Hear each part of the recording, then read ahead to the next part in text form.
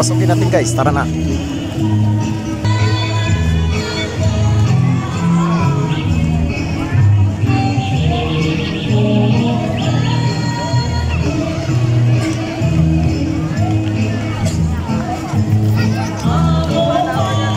So andito na tayo sa giliran ng pinaka-corner ng Santa Monica Parish Church.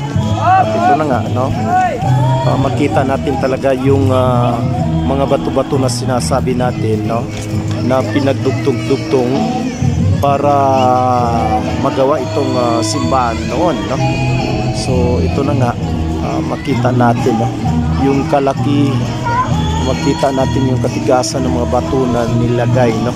Hindi nga natin matikman, no, o matats, no, para malaman talaga yung kalakas, katibay, pero makita natin sa kalaki ng bato, masabi nating matibay na nga yan as compare sa yung mga ginagawa pinag-concrete ngayon, no? Yan po. Sa ngayon guys, ulitin natin, no? Dito tayo sa harap mismo ng Santa Monica Parish Church dito sa Panay Capiz. So makita natin, no, yung kalaki, kagandahan, at kilala nga ito na isa sa pinakaluma at yung kalakihan niya dahil kilala din siya sa turismo dito sa probinsya ng Capiz, no? Yung Santa Monica Parish Church.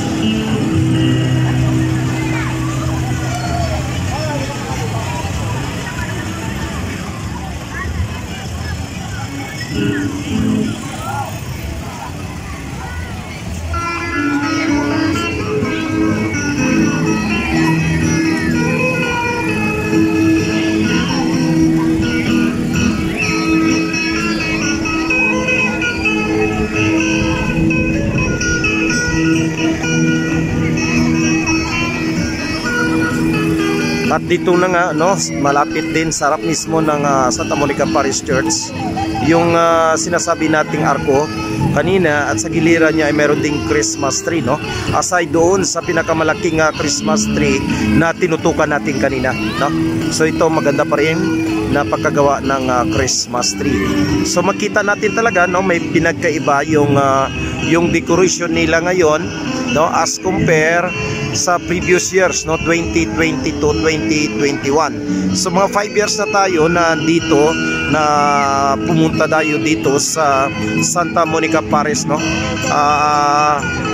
Noong pandemic lang tumigil tayo dahil nga siyempre walang hindi pwede tayo makapasok, makapunta sa bawat bayan. So ito na nga, dito naman tayo ulit at may kinaiba talaga yung decoration nila. So sinasabi natin kanina, yung una nating tinutukan na Christmas tree na pinakamaliki, ayun siya, no? Yun. So dito makita din natin guys, no, yung si Santa Claus dito sa entrance mismo ng arko na ito na nakarap dito sa Santa Monica Parish Church, no? Si Santa Claus na nagbibigay ng mga gift. Ayun. So sa unahan guys, makita natin, no, yung Pasko sa Panay. Ito yung pinaka main entrance yata nila. At yan, naging model yung asawa ko na si Ma'am Beth, no? Yun, naging promo siya, naging promo girl ko siya dyan, no? So andyan, bumalik naman siya sa unahan.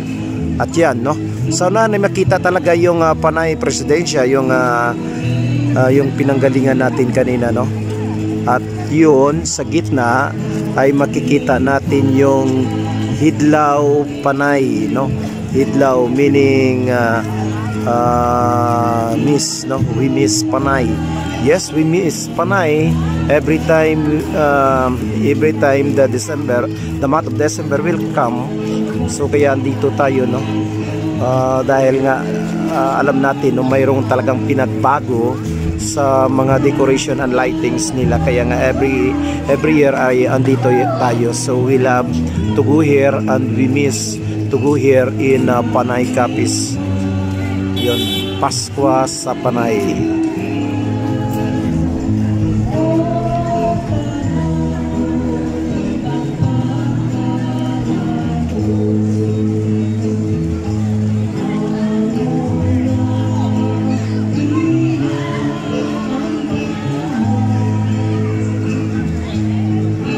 So So sana ngayon guys ay andito tayo sa pinakaunahan ng pinaka-entrance nitong Pasko sa Panay, no?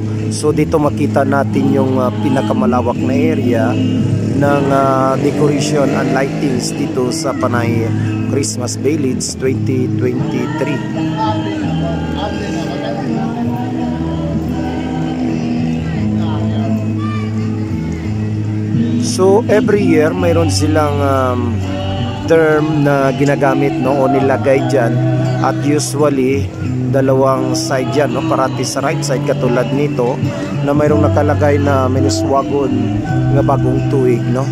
So mayroon din sa left side dyan. Okay, so last year, no, if I'm not mistaken, parang Merry Christmas, Happy New Year yata yung nakalagay dyan.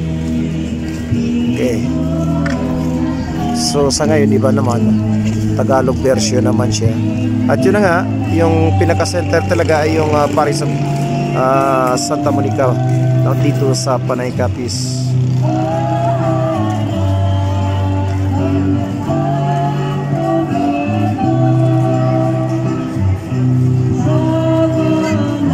At yung Christmas tree na pinakamaligay, makita natin kanina yan, no, nasa right side siya banda, no. Kung nakarap tayo sa simbahan, ayan siya, yung pinakamalaking Christmas tree, no. Yan.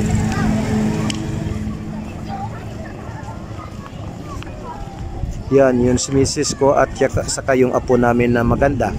Yan.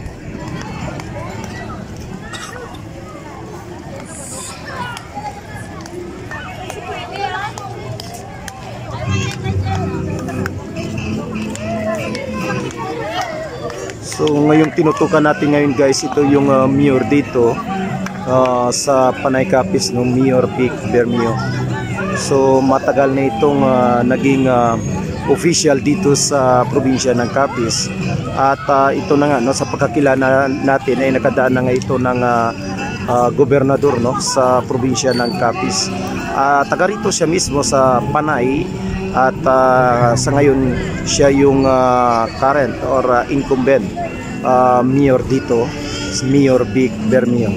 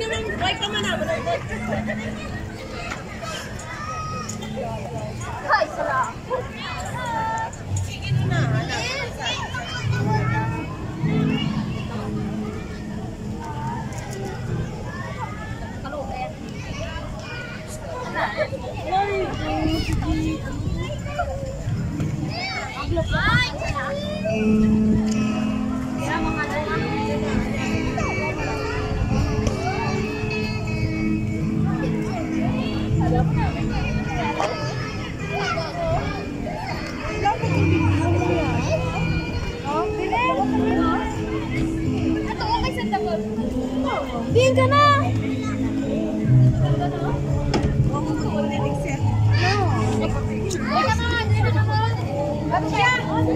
Teka na,